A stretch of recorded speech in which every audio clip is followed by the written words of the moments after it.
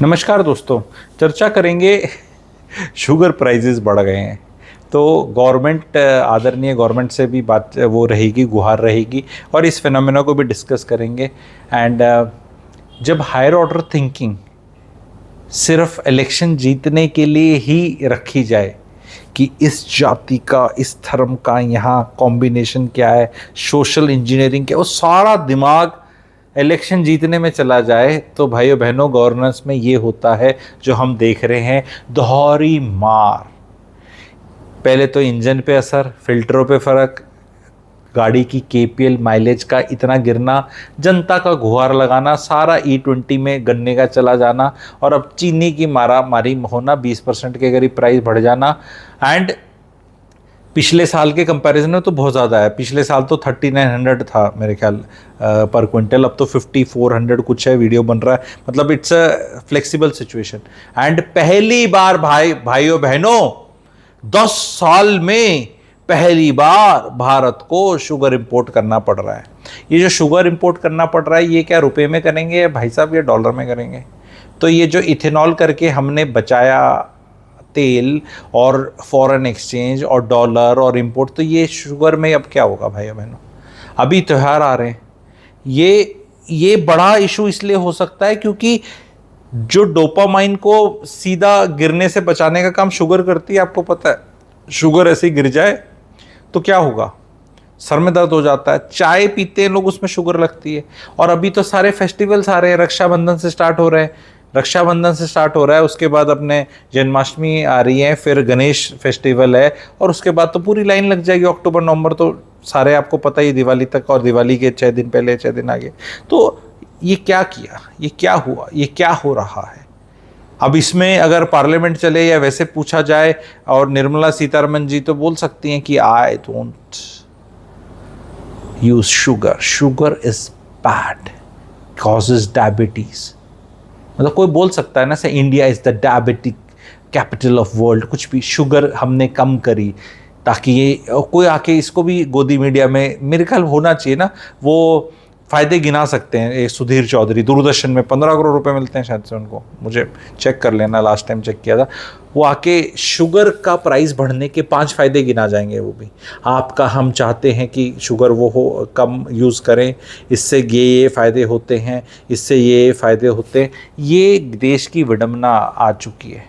कोई यहाँ पे आके इसका यूं नहीं कहेगा कि भाई ये यार ये तो गलत हो रहा है भाई साहब, ये ऐसे क्या कर रहे हो। जो भक्तजन हैं, अब एक तो काफ़ी फ़र्क पड़ गया, पार्कों के अंदर अब ना इतने डिफेंड नहीं करते ना, व्हाट्सएप ग्रुपों पे डिफेंड करते। पहले तो लोग बताते थे व्हाट्सएप ग्रुप पे निकाल दिए जाते थे अगर गलती से ऐसे कुछ बोल दिया, डिस्कशन भी कर दिया। आजकल फॉरवर्ड कर दो कुछ उल्टा, क्योंकि वो एक तो हमारे व्हाट्सएप यूनिवर्सिटी के जो सबसे पहले वो थे प्रोफेसर या डीन हैं, अमित मालवीय जी हटाए जा चुके हैं। ठीक है, उनने बहुत अच्छा काम किया वैसे व्हाट्सएप यूनिवर्सिटी की संस्थापना करने में। पर अब क्या है ना, व्हाट्सएप पे काम नहीं चलता। अब लेवल कई चीज़ों का बढ़ चुका है, बहुत लोग आ चुके हैं, क्योंकि वो कितने साल चलेगा वो एडवांटेज। कई लोगों के लिए अब भी है कि व्हाट्सएप पे आया है मैसेज, पर अब व्हाट्सएप पे उतना चल नहीं रहा है। That is one message. But ये क्यों हो रहा है? कौन इंडिया का फूड मिनिस्टर कौन है? Can anybody tell without doing Google? Just put a hand on your heart and say I don't know. आप पॉज करें इस वीडियो को। अभी मुझे भी नहीं पता था, मैंने भी गूगल किया, एंड आप लोगों ने भी कितने को गूगल करना पड़ा बताएं। Union minister for consumer affairs, food and public distribution of India is Prahlad Joshi ji, ये एजुकेशन वाले। And additionally Chirag Paswan serves as the minister of food processing and industry. तो भाई ये लोग हैं, हमें पता ही नहीं कौन लोग हैं। ठीक है, क्योंकि सारा फुटेज माइलेज एक तरफ हो रखा है। तो जीवन में एथेनॉल E20 से E10 की बात करने लगे हैं। अरे भैया कम कर लो, क्योंकि अब किसानों सबको बड़ा सही लगता है ना कि वहाँ पे प्रोडक्शन में मार्जिन ज़्यादा मिलते हैं, पैसे का क्लैरिटी ज़्यादा है, तो बस अब इथेनॉल में ही जाएगा। ये जो ऑर्डर को ऐसे निकालने की आदत है ना, बस सोचते बाद में करते पहले हैं, ये ना अब काउंटर प्रोडक्टिव होता जा रहा है। एंड वो हम कई चीज़ों में देख रहे हैं कि जिसे हरियाणा में बोलते हैं ना, हंगे के बल।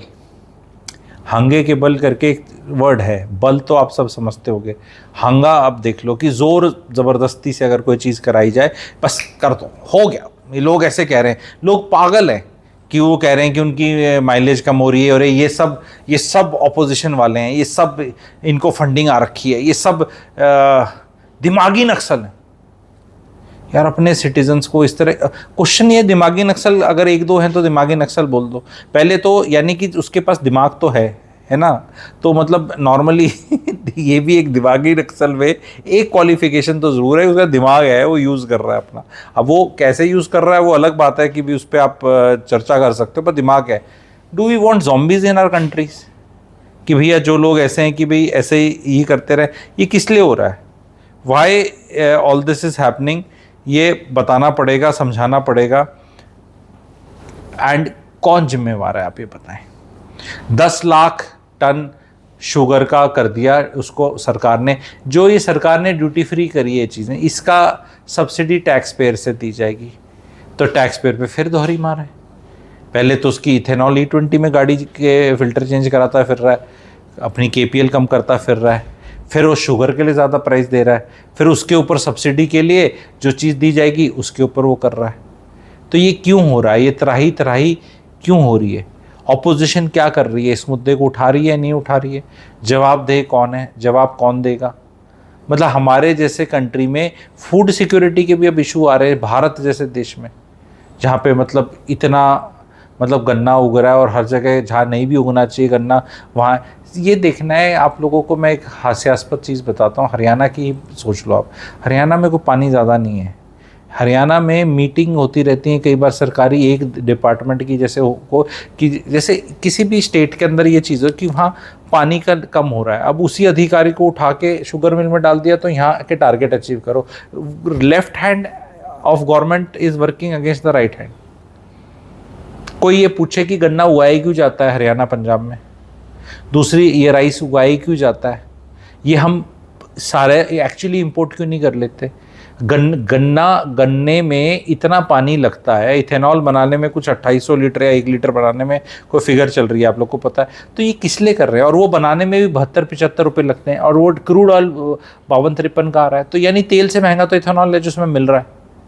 तो पैसे किसके बच रहे हैं भाई? वो जो पेट्रोल है उस पर तो टैक्स लगा के महंगा हुआ है ना, वो बेसिक वो है तो 52-53 रुपये का। इथेनॉल जो बना रहे हो बनने की कॉस्ट 72-74 रुपये। तो सस्ती चीज़ में महंगी चीज़ डाल रहे हैं ताकि सस्ती चीज़ कम ली जाए। नहीं तो सस्ती चीज़ हमारे इंडिया में नहीं आती, वो बाहर से आती है, उसके लिए डॉलर लिया जाता है। तो फिर इथेनॉल को एक्सपोर्ट कर दो तो उससे डॉलर आ जाएगा, और हमारी गाड़ी में कनपट्टी में बंदूक नहीं लगेगी डालने की। मतलब कुछ कर सकते हैं। या इथेनॉल की डिमांड नहीं है, या इथेनॉल हम ज़बरदस्ती महंगा बना रहे हैं, या बाहर वाले इतने में नहीं लेंगे, हमने 72 में बना रहे हैं। ये सब चीज़ों पे कोई चर्चा, क्लैरिटी, बातचीत है ही नहीं, क्योंकि पॉलिटिकल डिस्कोर्स सारा का सारा हाय हाय वाय ये करने का रह गया है। मतलब कि ऑपोजिशन भी है, कोई क्लैरिटी से लोगों को नहीं बताएगा कि एक आम आदमी है वो किसका अकल ज़्यादा बताए। डिबेट, पॉलिटिकल डिबेट इंटेलिजेंटली हो ही नहीं रहा। वो बोल देंगे ये बस बहुत गलत है। गडकरी जी ने कहीं कोर्ट में कहीं बता रहे गए कि वहाँ पे मैं इसका मिनिस्टर नहीं हूँ, मेरे वो अगेंस्ट कोई बात नहीं करेगा, और फिर वो प्रमोट करते रहते हैं। फिर कोई गडकरी जी को आके बोल देता है। अब मान लो मेरा कोई ऐप ले लेते हैं, जैसे पिछला कोई किस ऐप का नाम लूँ जहाँ कुछ हो गया, क्रिप्टो करेंसी में वर्ल्ड कोई ऐप है। मान लो वो वर्ल्ड ऐप से मेरा कोई लेना देना नहीं है, पर मैं रोज़ आके उसके बारे में बात करूँ, बड़ा अच्छा है, बड़ा अच्छा है, लेना चाहिए। तो कल को उसमें गाज गिरेगी तो मैं बोलूँ, फिर मैं बोलूँ कि मेरा कोई लेना देना नहीं है, मेरे को मत कुछ बोलो, मेरा कोई लेना देना नहीं है। ये कौन सा लॉजिक है? और बोलो लेना देना नहीं है तो तू बोलता क्यों है? फिर तू बोलता क्यों? अगर लेना देना नहीं है तो चुप रहे। फिर नहीं लेना देना नहीं है, पर उसके ये होने के बाद भी बोलूंगा, कांड हो भी गया तब भी बोलूंगा वर्ल्ड अच्छा है, और फिर बोलूँ फिर मेरा कोई लेना देना नहीं है। तो ये जो लोगों को बुद्धू समझ लिया है ना पॉलिटिशियंस ने, ये लोगों का टाइम आ गया है थोड़ा इंटेलिजेंटली बात करने का। क्योंकि जब आप बात करने में असभ्यता, नॉन सिविल मतलब तरीके से बात करते हो, जब अनसिविल तरीके से बात करते हो, तो फिर अगली पार्टी को लगती है तो पढ़ा लिखा ही नहीं है। जब आप तर्क संगत बात करते हो तब जो लगता है। तो आई होप देश की जनता तर्कसंगत बात करेगी, इस चीज़ को मुद्दा बनाएगी कि भाई चीनी क्यों महंगी हुई, तुमने ये क्या पॉलिसी निकाल रहे हो, who is making policy, who is we want to know a basic चीज़ कि ये E20 का डिसीजन पेपर पे किसके साइन है, कौन से मिनिस्टर के साइन है, किस डिपार्टमेंट का है, क्या PMO ने साइन किया है, क्या गडकरी जी का कोई रोल है, क्या पावर मिनिस्टर का रोल है, किसने अप्रूव किया है, क्योंकि गडकरी जी ने आके कहा था मैंने साइन कर दिए कुछ, ऐसा सुना था हमने। तो किस बेसिस पे साइन किया? आप तो हाईवेज वाले, आप तो तेल वाले नहीं हो, पर एक ऐसा सुना था हमने। If I am not wrong, आप लोग बता सकते हैं, आई मे बी रॉन्ग और राइट, बट आप बताएं कि बोला था नहीं बोला था। कि ये E20 किसने इम्प्लीमेंट किया है? कैबिनेट ने इम्प्लीमेंट किया है या एक डिपार्टमेंट ने किया है, एक IAS ऑफिसर ने किया है? कौन सी मीटिंग हुई थी जिस पर बोला गया था E20 को जल्दी कर दें, बता दें। तो आई होप ये चीज़ को आप संज्ञान लेंगे, चैनल के 2 सब्सक्राइबर बढ़ाएं, कमेंट सेक्शन में बौछार करें, ज़रूर लिखें, that is the request. Thank you very much.